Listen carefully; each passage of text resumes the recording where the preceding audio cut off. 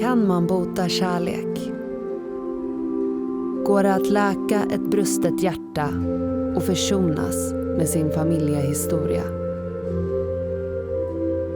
Välkommen till Hörlursvandringen, Hälsinge sjukhus, kärlek på lasarett, som utspelar sig på det nedlagda sjukhusområdet i Bollnäs.